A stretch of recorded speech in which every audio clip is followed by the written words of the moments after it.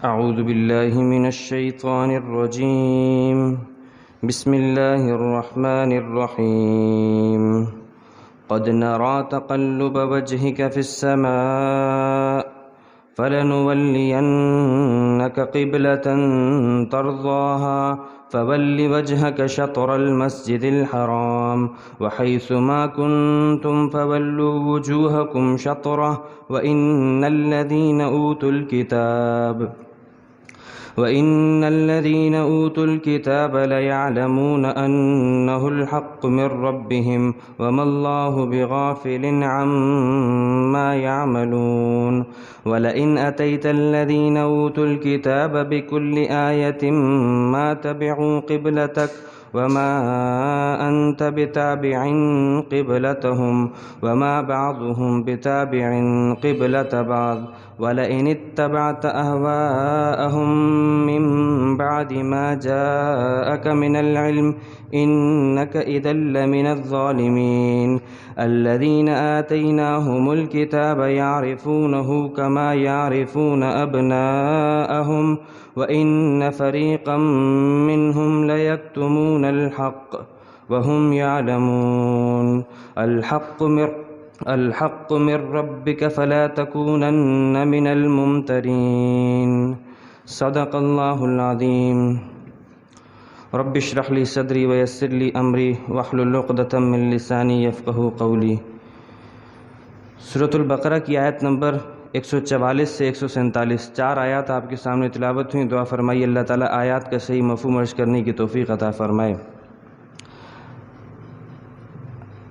پیچھے سے اس بات کا ذکر چل رہا ہے کہ اللہ تعالیٰ مسلمانوں کو اس بات کا حکم دینے والے ہیں.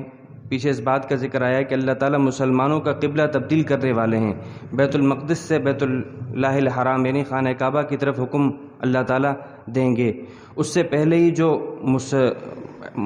جاہلوں کی طرف سے کافروں، یہودیوں، عیسائیوں اور مشرکین کی طرف سے جو اعتراضات ہو سکتے تھے اللہ تعالیٰ نے ان کو جواب دینے کا اہتمام کیا. تو 3 جوابات ہم نے پڑھ لیے اب تک. ایک جواب تو یہ کہ اللہ تعالیٰ نے ایک حاکمانہ جواب دیا، بادشاہانہ جواب دیا کہ بھئی مشرق اور مغرب ہر چیز ہماری ملکیت میں ہے، ہم جسے چاہیں اسے قبلہ بنا دیں، جسے چاہیں تمہاری عبادت کا رخ بنا دیں، یہ ہماری مرضی ہے، تمہارا کام صرف ماننا ہے. دوسری بات یہ کہ اللہ تعالیٰ نے جب حکیمانہ جواب دیے تو اس میں سے 2 جوابات ہم پڑھ چکے ہیں. پہلا جواب یہ کہ اللہ فرماتے ہیں کہ ہم نے تمہیں بیت المقدس کی طرف رخ کر کے نماز پڑھنے کا جو حکم دیا تھا وہ کیوں دیا تھا؟ وہ اس لیے دیا تھا کہ ہم نے تمہارے اندر اعتدال پیدا کرنا تھا. اس امت مسلمہ کے اندر سے حسد اور بغض کو نکال کر انہیں یہ بات بتانی، انہیں معتدل قرار دینا تھا. کیوں؟ کیونکہ ان سے ایک بڑا کام لینا ہے. وہ بڑا کام یہ ہے کہ جب آخرت کے دن امتیں اپنے نبیوں کی تبلیغ کی منکر بن جائیں گی کہ ہمیں ہمارے انبیاء نے کوئی تبلیغ نہیں کی، تو انبیاء دعوے دار ہوں گے کہ ہم نے تبلیغ کی ہے، تو وہ اپنی گواہی کے طور پر امت مسلمہ کو پیش کریں گے.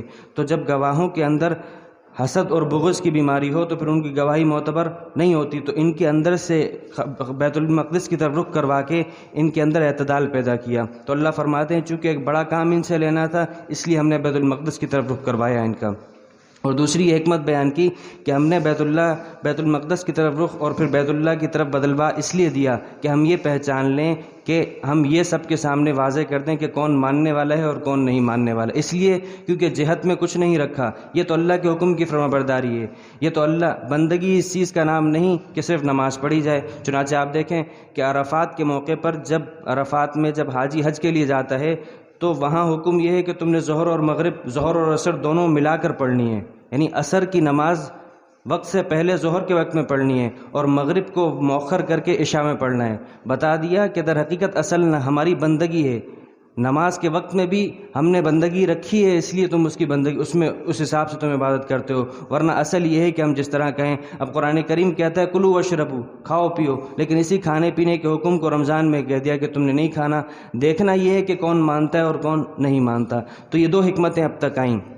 اب آج ہم ایک تیسری حکمت پڑھ رہے ہیں جو کہ اللہ فرما رہے ہیں کہ میں نے یہ حکم کیوں دیا، قبلے کی تبدیلی کا حکم کیوں دیا. اللہ فرماتے ہیں در حقیقت میرے محبوب کی خواہش تھی صلی اللہ تعالیٰ علیہ وآلہ وسلم. تو میں اپنے محبوب کی خواہش کو پورا کرنا ایک مقصود اور حکمت تھی، اسی لیے ہم نے اس قبلے کی تبدیلی کا حکم دیا۔ چنانچہ اللہ فرماتے ہیں قد نرا تقلب وجهک فی السماء، اے میرے محبوب ہم آپ کے چہرے کو آسمان کی طرف بار بار اٹھتا ہوا دیکھ رہے ہیں۔ کتنا بہترین خطاب کہ ہم دیکھ رہے ہیں۔ میں نے آپ سے پہلے بات کی تھی کہ آپ علیہ السلام جب مکہ سے مدینہ آ گئے تو آپ کی دلی خواہش یہ تھی کہ میرا قبلہ وہ خانہ کعبہ ہو، لیکن اللہ کا حکم یہ تھا کہ آپ بیت المقدس کی طرف رخ کریں، لیکن آپ کی چونکہ خواہش یہ تھی تو اللہ تعالیٰ نے اس خواہش کو بیان کیا ہے، اور آپ علیہ السلام نماز میں آسمان کی طرف اپنا چہرہ انور اٹھا کر دیکھا کرتے تھے کہ کبھی حکم آئے، اور جو حکم آئے تو میں اپنے اللہ کے حکم کی بجاوری میں اپنا رخ تبدیل کر دوں۔ تو اللہ فرماتے ہیں قد نرا، ہم دیکھ رہے ہیں بار بار آپ کے چہرے کا آسمان کی طرف الٹنا۔ فَلَنُوَلِّيَنَّكَ قِبْلَةً تَرْضَىٰ، آپ سن لیجئے، ہم آپ سے وعدہ کرتے ہیں ہم آپ کو ایسے قبلے کی طرف، ایسے رخ کی طرف پھیریں گے جو آپ کا پسندیدہ ہے، جسے آپ چاہتے ہیں۔ دیکھیے اللہ تعالیٰ اپنے نبی کی خواہش کو کتنے اہتمام سے بیان کیا کہ وہ رخ آپ کو دیں گے جو رخ آپ کو پسند ہے۔ اس سے اندازہ کرنا چاہیے کہ اللہ کو اپنے محبوب محمد عربی صلی اللہ تعالیٰ علیہ وآلہ وسلم کی خواہش کتنی عزیز ہے۔ اور ہم اپنا جائزہ لیں کہ کیا ہم دعوے دار تو ہیں، کیا ہم عاشق رسول بھی ہیں، ہم محبت رسول کے دعوے دار بھی ہیں، لیکن کیا ہم نے محبت کے تقاضوں کو پورا کیا؟ کیا ہم نے آپ علیہ السلام کی چاہت تو اپنی جگہ آپ کے دیے گئے احکامات پر عمل کیا؟ آپ علیہ السلام نے اپنے باطن کو صاف کرنے کی، حسد، کینہ، بغض، ان برائیوں سے بچنے کی تعلیم دی، اپنے ظاہر کو سنوارنے کی تعلیم دی۔ ظاہر کے سنوارنے میں بنیادی چیز آپ علیہ السلام نے فرمایا کہ خالف المشرکین، ان رومیوں اور یہودیوں اور عیسائیوں کی رومیوں سے مخالفت کرو، اپنی داڑھیوں کو بڑھاؤ، اپنی مونچھوں کو کٹاؤ، مونچھوں کو پست کرو۔ لیکن آج ہم دیکھ لیں آپ علیہ السلام کے سامنے رومی پیش ہوئے تھے، رومی آئے تھے ملنے کے لیے، تو چہرے منڈے ہوئے تھے، داڑھی منڈی ہوئی تھی، تو آپ علیہ السلام نے رخ پھیر لیا۔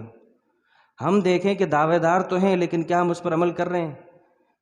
ایران کا ایک شاعر تھا مرزا قتیل، اس نے آپ علیہ السلام کی منقبت میں آپ علیہ السلام کی نعت ایسی لکھی کہ جس پر جو ایک بے نظیر نعت تھی، اس نعت کا چرچا جب ہندوستان میں ہوا تو ہندوستان سے ایک شخص اس نعت خان، اس شاعر مرزا قتیل کی زیارت کے لیے جاتا ہے کہ میں جا کے دیکھوں تو صحیح، ملوں تو صحیح اس سے۔ جب وہ ہندوستان سے سفر کر کے فارس ایران جاتا ہے تو اس کے گھر کا پتہ پوچھ کے جب پہنچتا ہے تو پتہ چلا کہ مرزا صاحب نائی کے پاس بیٹھے ہوئے ہیں۔ تو نائی کے پاس جا کے دیکھا تو مرزا صاحب داڑھی منڈا رہے ہیں۔ تو وہ کہتا ہے آغا ریشمی تراشی، آغا یہ ایرانیوں کا ایک لقب ہے، آغا تم داڑھی منڈا رہے ہو۔ کہنے کا مقصد یہ کہ تم ایک طرف اتنی بہترین نعت لکھی اور دوسری طرف تم داڑھی منڈا رہے ہو۔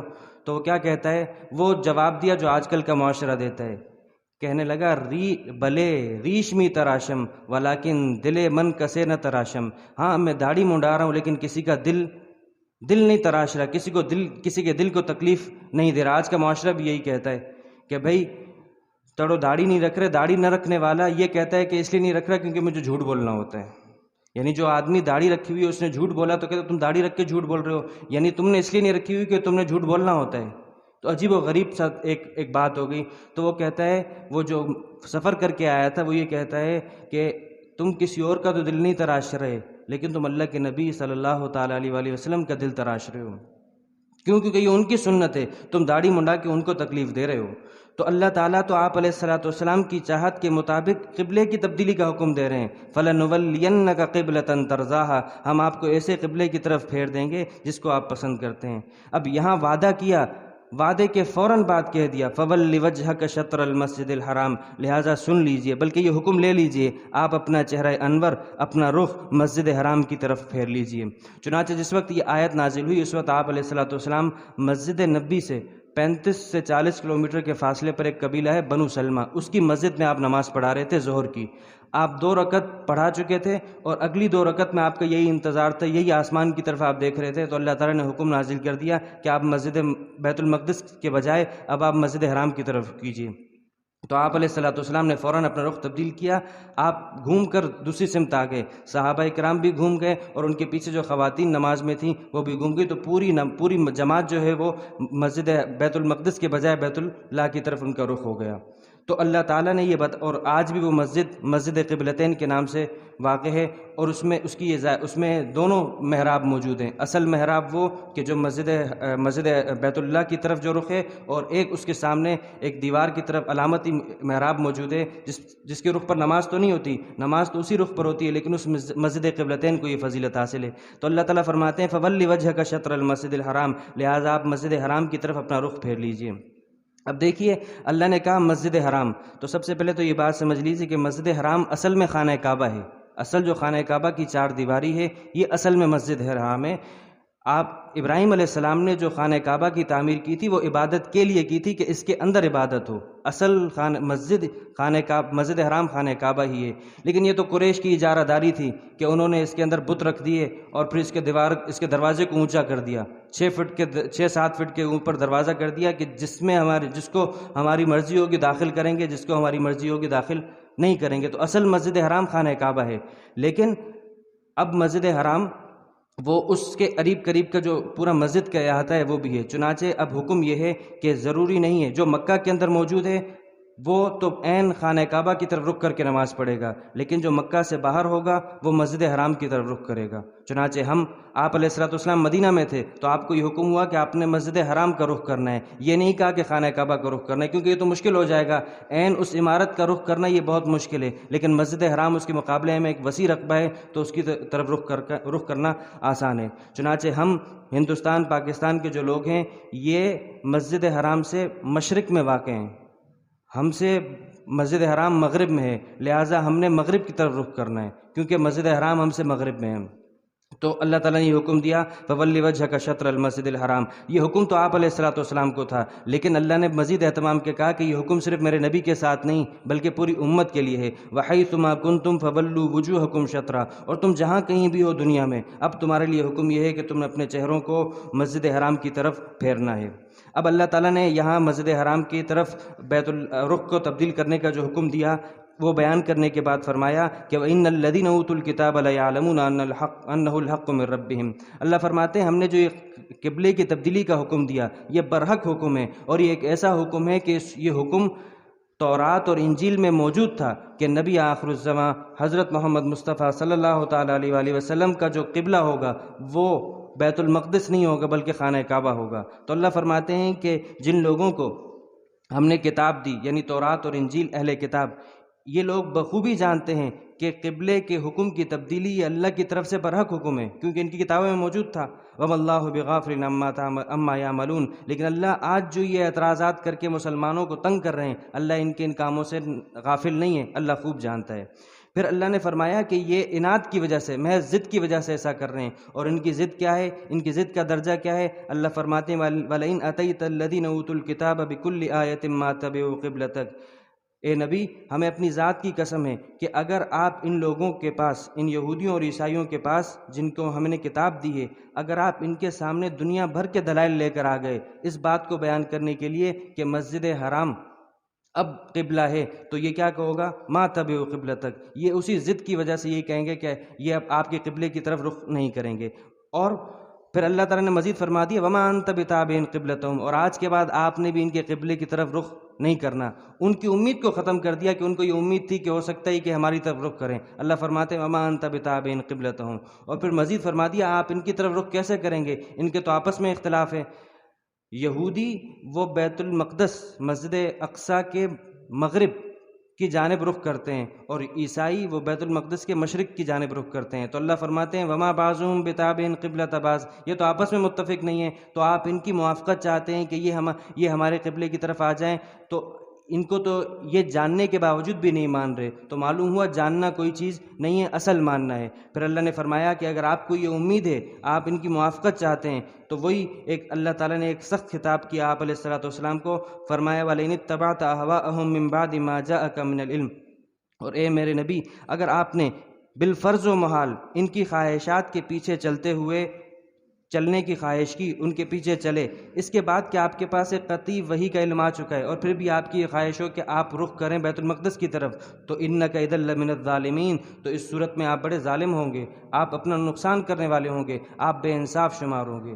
اب دیکھیے نبی سے تو یہ ممکن نہیں ہے، یہ تو در حقیقت امت کو سنایا جا رہا ہے، اور قبلہ تو ایک جزوی حکم ہے۔ اصل یہ ہے کہ یہودیت اور عیسائیت اور کفار کو خوش کرنے کے لیے ان کے مطابق اپنی زندگی کو بنا لینا، یہ اصل مراد ہے کہ اگر کوئی امتی، کوئی بھی شخص یہودیت اور عیسائیت اور کفار کی خواہشات پر چلنے کی کوشش کرتا ہے، ان کو خوش کرنے کی کوشش کرتا ہے، تو وہ ظالم ہے، وہ ناانصاف ہے، وہ اپنا نقصان خود کر رہے ہیں۔ اب ایک طرف تو اللہ نے بتا دیا کہ یہ جو ان کو قبلے کی اصل، ان کو جو بغض ہے وہ قبلے سے نہیں ہے بلکہ صاحب قبلہ سے ہے، یعنی ان کا اصل حسد وہ جناب رسول اللہ صلی اللہ تعالیٰ علیہ وآلہ وسلم سے ہے۔ چنانچہ فرمایا کہ الذین آتیناہم الکتاب یعرفونہ کما یعرفون ابناءہم، جن لوگوں کو ہم نے کتاب دی، تورات اور انجیل دی، یہ آپ علیہ الصلوۃ والسلام کو ایسے جانتے ہیں جیسا کہ ایک باپ اپنے بیٹے کو جانتا ہے۔ یہ اللہ کا ایک بڑے عجیب نظام رہا ہے کہ جب اللہ تعالیٰ نے ایک نبی کو بھیجا، ان نبی کے بعد دوسرے نبی آنے والے ہیں، تو اللہ تعالیٰ نے پچھلے نبی کا ذکر ان نبی سے کروایا، ان کی خوشخبری دلوائی، ان کی کتاب کا ذکر کروایا، تاکہ ان کے پاس یہ تعلیم موجود ہو، جب دوسرے نبی آئیں تو ان کے لیے ماننا آسان ہو۔ یہ قرآن کریم اور یہ امت محمدیہ علی صاحب الصلاۃ والسلام اور آپ علیہ الصلاۃ والسلام کی خصوصیت ہے کہ اب کسی اور نبی کے پیشن گوئی نہیں کی گئی، اس لیے کیونکہ کوئی اور نبی آنا نہیں ہے۔ ختم نبوت آپ علیہ الصلوۃ والسلام پر اس کا سلسلہ ختم ہو چکا۔ لیکن اللہ فرماتے ہیں کہ ہم نے تورات کے اندر، انجیل کے اندر جناب رسول اللہ صلی اللہ تعالیٰ علیہ وآلہ وسلم کا نام مبارک، ان کے چہرے، ان کے مواصفات، ان کی پوری پہچان، یہ بھی کہ کہاں پیدا ہوں گے، کہاں ہجرت کریں گے، سب تفصیلیں ان کی موجود ہیں۔ یہ بھی موجود ہے کہ ان کا آخری قبلہ بیت المقدس ہوگا۔ یہ ان سب کے باوجود بھی نہیں مانتے، تو یہ تو ایسے آپ علیہ الصلوۃ والسلام کو جانتے ہیں جیسا کہ ایک باپ اپنے بیٹے کو جانتا ہے۔ دیکھیے، صدیوں کے بعد بھی، سالوں کے بعد بھی بیٹا باپ کے سامنے آ جائے، شکل اس کی آ جائے تو باپ فوراً پہچان جائے گا۔ یہ نہیں ہوگا اس کو شبہ کہ پتہ نہیں میرا بیٹا ہے یا نہیں ہے، وہ شکل و صورت سے خود بخود پہچان جائے گا۔ تو یہ جو نبی آخر الزمان صلی اللہ تعالیٰ علیہ وآلہ وسلم کے انتظار میں تھے، آج جب وہ نبی آ چکے ہیں تو یہ ان کا انکار کر رہے ہیں۔ یہ تو ایسا ہوا جیسا کہ یہ اپنے بیٹوں کا انکار کر رہے ہیں۔ تو فرمایا کما یعرفون ابناءہم، لیکن وَإِنَّ فَرِيقًا مِّنْهُمْ لَيَكْتُمُونَ الْحَقَّ وَهُمْ يَعْلَمُونَ، اور ان میں ایک جماعت ایسی موجود ہے جو کہ حق کو واضح ہو جانے کے بعد اسے چھپا رہی ہے اور جانتی ہے کہ یہ حق ہے۔ حضرت عبداللہ ابن سلام ایک صحابی ہیں، عظیم الشان صحابی ہیں، وہ پہلے یہودی تھے۔ ان کے اسلام کا بھی بڑا عجیب و غریب واقعہ ہے۔ جب آپ علیہ الصلوۃ والسلام مکہ سے مدینہ ہجرت کر کے تشریف لائے تو ان کو جب پتہ چلا کہ ایک نبی ہیں جو نبوت کا دعویٰ کر رہے ہیں اور مدینہ ہجرت کر کے آئے ہیں، تو ان کو پتہ تھا کہ وہ نبی مدینہ ہی میں آئیں گے، تو یہ آپ علیہ الصلوۃ والسلام کے پاس آئے۔ آپ علیہ الصلوۃ والسلام کو تورات میں موجود جو علامتیں تھیں ان کے اعتبار سے دیکھنے کے لیے کہ وہ ان اعتبار پر پورے، ان نشانیوں پر پورے اترتے ہیں یا نہیں اترتے۔ چنانچہ ظاہری علامات دیکھیں، ساری علامات مل گئیں۔ پھر آپ سے کہا کہ میں آپ سے 3 سوالات کروں گا، آپ مجھے 3 سوالات کے جوابات دے دیں، ان 3 سوالات کے جوابات سوائے نبی کے کوئی اور نہیں دے سکتا۔ آپ نے کہا چلو پوچھو۔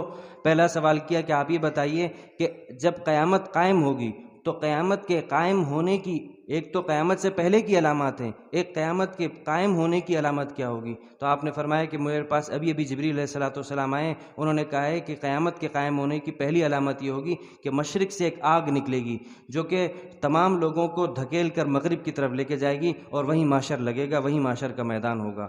پھر کہا دوسری علامت، دوسرا سوال یہ کیا کہ آپ مجھے یہ بتائیے کہ جنتی جب جنت میں جائیں گے تو ان کی پہلی خوراک کیا ہوگی؟ اللہ تعالیٰ کس چیز سے ان کو ناشتہ کروائیں گے؟ تو آپ علیہ الصلوۃ والسلام نے فرمایا کہ جنتی جب جنت میں جائیں گے تو اللہ تعالیٰ مچھلی کی کلیجی کے اوپر ایک زائد گوشت کا ٹکڑا ہوتا ہے، اللہ تعالیٰ ان کے ذریعے ان کا سالن تیار کروا کر جنتیوں کو وہ کھلائیں گے، اور بعض روایت میں آتا ہے ان کے ساتھ روٹی بھی ہوگی۔ تو یہ جواب سنا تو کہا بالکل، آپ کا جواب بالکل ٹھیک ہے۔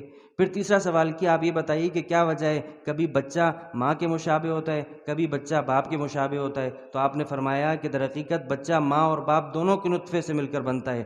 کبھی باپ کا نطفہ غالب ہو جاتا ہے تو باپ کی صورت اختیار کر لیتا ہے، کبھی ماں کا نطفہ غالب ہو جاتا ہے تو ماں کی صورت بچہ اختیار کر لیتا ہے۔ یہ علامات، سوالات کے جوابات سننے کے بعد عبداللہ ابن سلام کہتے ہیں اشہد انک رسول اللہ، میں اس بات کی گواہی دیتا ہوں کہ آپ اللہ کے رسول ہیں۔ لیکن آپ نے فرمایا عبداللہ ابن سلام نے کہ یہودی بڑے ضدی اور جھوٹے قسم کے لوگ ہیں، آپ ان کے سامنے میرے اسلام کا ذکر نہ کیجیے بلکہ ان کو بلائیے اور ان سے پوچھیے کہ میری ان کے یہاں حیثیت کیا ہے، کیونکہ یہ یہودیوں کے عالم تھے۔ آپ نے یہودیوں کو بلایا اور کہا کہ یہ بتاؤ کہ تمہارے ہاں ابن سلام کی کیا حیثیت ہے؟ تو کہنے لگے خیرنا وابن خیرنا عالمنا وابن عالمنا، بڑا ہی عالم ہے، بڑا ہی علم رکھنے والا ہے اور بڑے عالم کا بیٹا ہے، ہم میں سب سے بہترین انسان ہے اور بہترین انسان کا بیٹا ہے۔ آپ نے فرمایا اچھا اگر میں یہ کہوں، میں تم سے یہ پوچھتا ہوں اگر وہ اسلام لے آئیں تو کیا تم اسلام لاؤ گے؟ تو کہہ رہے نعوذ باللہ من ذالک، اعاذنا اللہ من ذالک، اللہ ہمیں اس بات سے بچائے کہ ہم آپ کے دین پر آئیں۔ یہ بات سنی، اتنے میں حضرت عبداللہ ابن سلام پیچھے سے آتے ہیں، اشہد ان لا الہ الا اللہ و اشہد ان محمد رسول اللہ کا نعرہ لگاتے ہوئے۔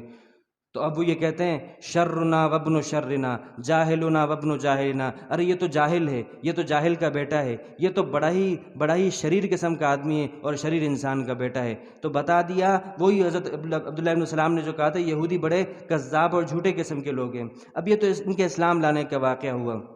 حضرت عمر بن الخطاب رضی اللہ تعالیٰ عنہ نے حضرت عبداللہ ابن سلام سے پوچھا کہ یہ بتاؤ کہ قرآن نے جو یہ کہا ہے کہ تم آپ علیہ الصلوۃ والسلام کو اس طرح جانتے ہو جس طرح باپ اپنے بیٹے کو جانتا ہے، تو کیا واقعتاً تم اس طرح جانتے ہو؟ تو حضرت عبداللہ ابن سلام کہتے ہیں بلکہ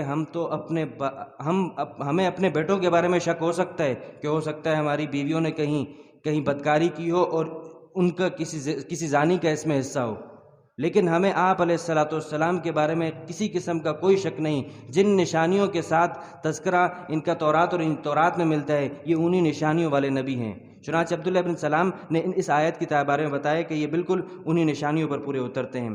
اس کے بعد اللہ تعالیٰ نے آخری آیت میں فرمایا کہ اب جب یہ سب بات واضح ہو چکی تو معلوم ہوا کہ آپ کے پاس قبلے کی تبدیلی کا حکم برحق ہے اور یہ آپ کے رب کی طرف سے آ چکا ہے، فلا تکونن من الممترین۔ تو اب اس حوالے سے کسی قسم کے انسان کو کسی قسم کے کوئی شک کرنے کی قطعاً کوئی اجازت نہیں ہے۔ جو پڑھا گیا اللہ تعالیٰ اس پر عمل کرنے کی توفیق عطا فرمائے۔ وآخر دعوانا ان الحمد للہ رب العالمین۔